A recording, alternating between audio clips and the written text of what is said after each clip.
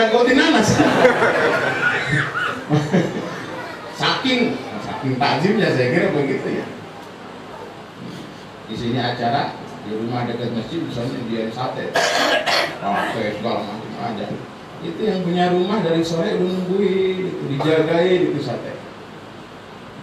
Anaknya ngambil digentak, jangan itu buat kiai. Begitu bahasa kita.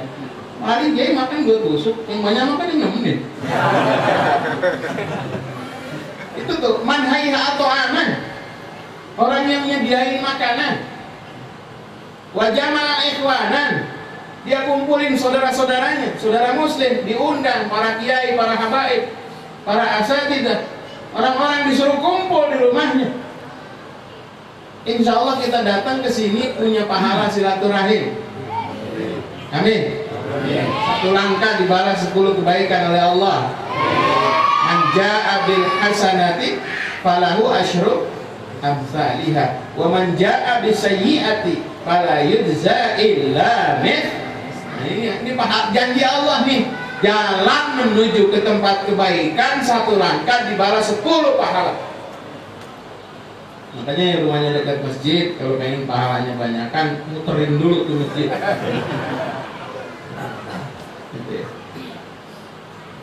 Wa jamaah ikhwanan, ada makna silaturahim. Jadi kalau sekarang ada orang maulid dianggap tidak ada manfaatnya, bahlul. Cebong amis.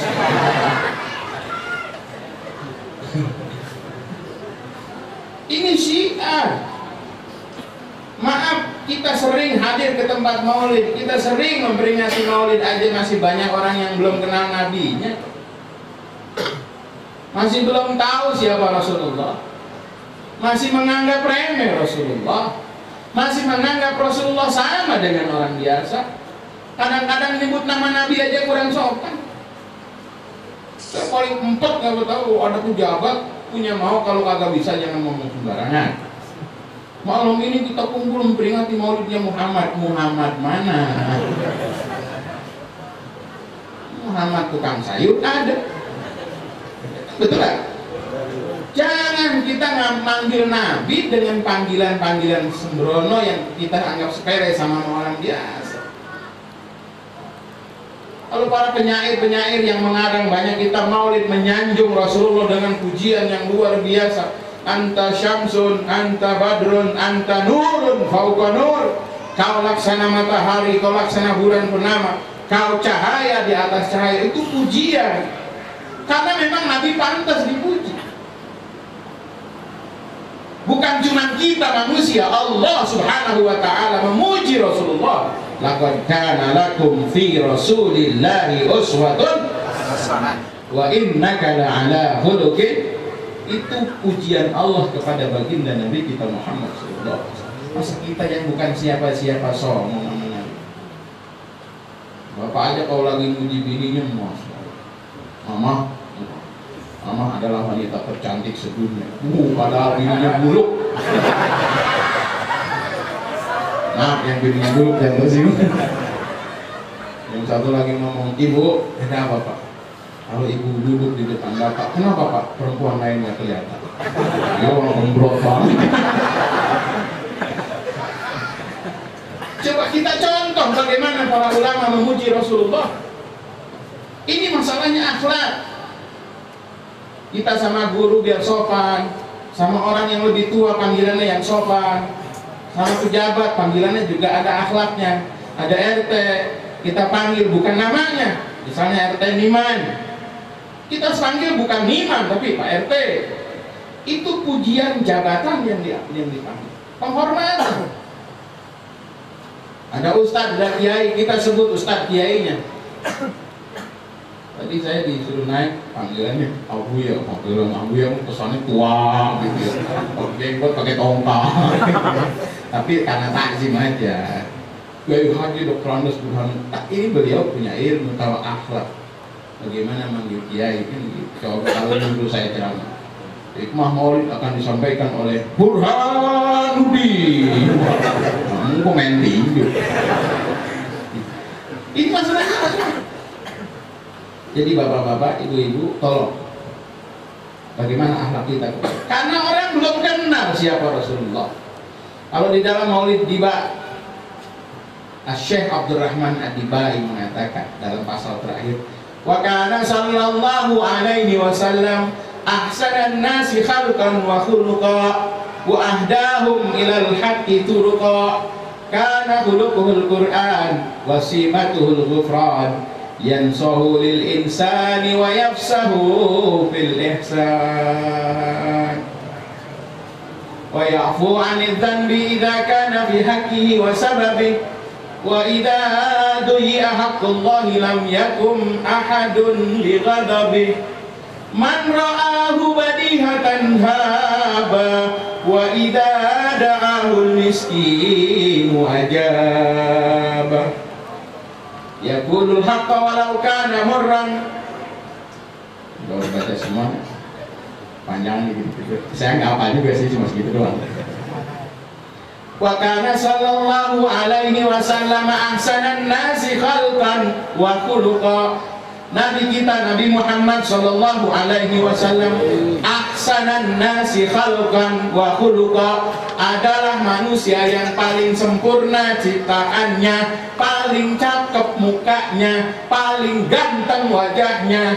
Kalau Nabi Yusuf cakep, sampai-sampai perempuan yang lagi ngiris bawang begitu ngelihat Nabi Yusuf lewat, nggak sadar bukan bawang yang diiris, tangannya pada diiris, saking kagumnya, cakepnya sama Nabi Yusuf. Kalau bapak lewat, ada cewek lewat, ngeliatin gimana kira-kira? Boro-boro nengok kan begitu ya. Saking gantengnya itu Nabi Yusuf, tapi masih kalah gantengnya dengan Rasulullah Sallallahu Alaihi Wasallam. Bagaimana enggak coba? Keringatnya wangi. Istri beliau yang bernama Ummu Salamah pernah satu waktu Nabi buang air kecil, ditempatkan satu tempat, disuruh buang. Tahu-tahu begitu ditanya, ya Ummu Salamah, kemana itu airnya? Saya sudah buang ya Rasulullah. Di mana? Di tempat yang orang lain nggak bakal tahu. Di mana? Saya minum ya Rasulullah. Kenapa diminum? Karena keringat Nabi wangi. Air kencingnya Nabi wangi, diminum. Apa kata Nabi? Insya Allah jasadmu nggak akan dimakan api neraka. Coba, air kencingnya wangi. Kalau orang bojong,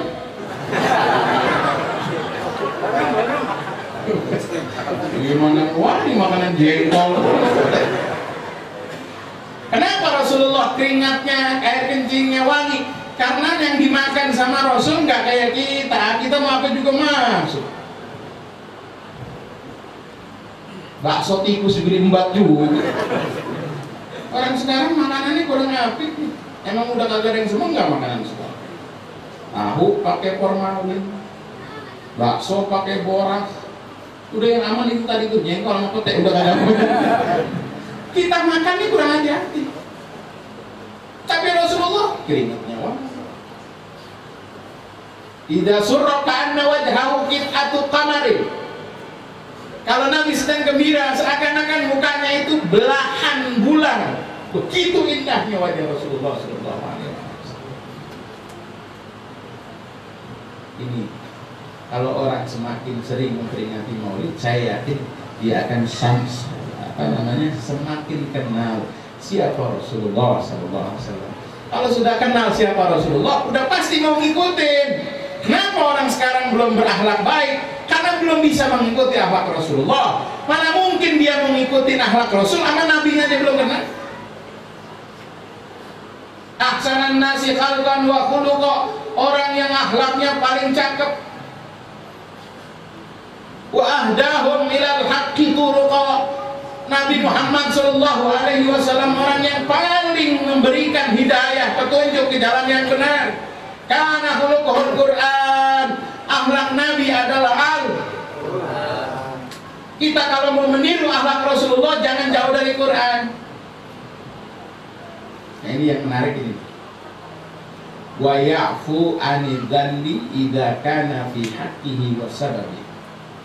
Wa idza duhi'a haqqullahi lam yakum ahadun li ghadabi. wa ya'fu 'anil dzanbi idza kana fi haqqihi wa sababih. Baginda Rasulullah, kalau ada orang yang berbuat salah kepada diri Nabi, wa ya'fu 'anil dzanbi, Nabi memaafkan, gak pakai diminta. Kalau kesalahan kepada dirinya, nggak tanggung-tanggung. Ketika Nabi hijrah ke Taif, bukan disambut tapi ditimpugin pakai batu. Sampai malaikat aja kagak sabar, malaikat sampai nawarin, ya Muhammad, ya Rasulullah, jangankan terucap, terdetik saja di dalam hatimu, supaya orang Taif ini saya hancurin, saya angkat kedua bukit, saya timpain sama orang Taif, di mana mampus semua. Itu malaikatnya kagak sabar. Tapi kata Rasulullah, jangan. Kalau mereka dibunuh, dihancurin, ntar yang ikut saya siapa? Kalau mereka nggak beriman